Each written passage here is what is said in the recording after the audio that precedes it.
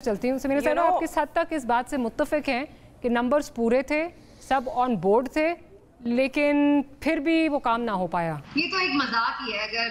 Barrister साहब ऐसे कह रहे हैं, क्योंकि ख्वाजा आसिफ साहब जिस उतरे हुए चेहरे के साथ उस दिन जा रहे थे, उन्होंने बड़ा क्लियरली ऑन स्क्रीन ये कहा था कि नंबर ही पूरे नहीं थे तो तरमीम कैसे होती। और फिर उसके बाद आपने देखा कि जिस तरह मियां साहब भी वापस रवाना हुए और फिर उसके बाद ऑनवर्ड्स साहब ने जो कहा, बाकी जो हुकूमत के लोग हैं वो सब कहते रहे और सबको पता है, मतलब इसको तो बताने की जरूरत ही नहीं। ऑफ कोर्स नंबर पूरे नहीं थे, इसीलिए तरमीम नहीं हुई, वरना उस वक्त सारे लोगों को आपने इकट्ठा करके रखा हुआ था तो फिर कर लेते हैं ना, क्यों नहीं तरमीम की? अगर आपको यही इत्तेफाक राय करना था तो फिर पहले जमा करने से पहले, कॉल करने से पहले चार दफा आपने असेंबली का इजलास डिले किया सिर्फ इस वजह से कि बात नहीं बन रही थी। और अब आप इतनी सफाई से आके स्क्रीन पे कैसे कह सकते हैं कि जी हमारे नंबर पूरे थे और कल भी पूरे होंगे? कल पूरे होंगे या नहीं इस पर तो मैं अभी कमेंट नहीं कर सकती, लेकिन उस वक्त बहरहाल इनके नंबर पूरे नहीं थे, इसीलिए इसके ऊपर नहीं हुआ था। लेकिन बाकी जो ये बात कहना कि जी इसके अंदर कोई नेक नियति नजर आती है, जितना भी अच्छा कानून क्यों ना हो, जब तक वो नेक नियति पर मबनी ना हो आप कह ही नहीं सकते कि वो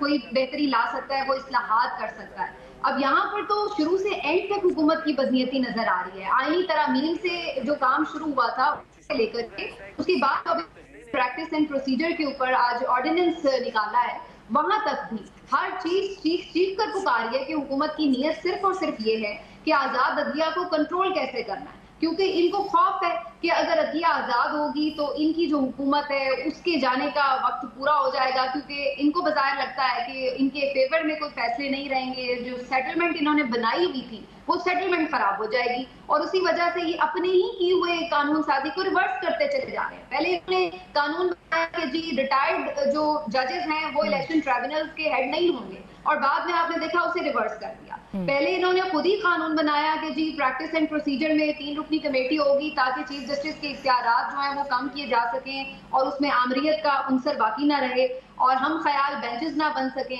बाद में अब इन्होंने खुद ही उसको रिवर्स फिर से कर दिया। तो थ्रू आउट इनकी अपनी ही कानून साजी में बार बार यू टर्न जो है वो तो इस बात का गमाज है कि जब इनको लगता है कि इनके जो पर्पस हैं वो पूरे नहीं हो रहे तो अपनी ही कही हुई बातों से दिनों के अंदर ये फिर जाते हैं और फिर नई कानून साजियां ले आते हैं, वो भी अजीबो गरीब तरीकों से कि अगर आपको ये कानून में तरमीम करनी है बात कर रही है जो कॉल कर जी मैं ये इसकी बात कर रही हूँ जो आपने प्रोसीजर एक्ट जो आज आईनी इसमें जो प्रोसीजर एंड वो जो है जिसमें 3 रुकनी कमेटी को चेंज किया आपने जी एग्जैक्टली प्रैक्टिस एंड प्रोसीजर, तो उसमें जो इन्होंने 3 रुकनी कमेटी उसमें मुनीब अख्तर साहब हम तो अभी आईनी तरमीम की बात कर रहे थे।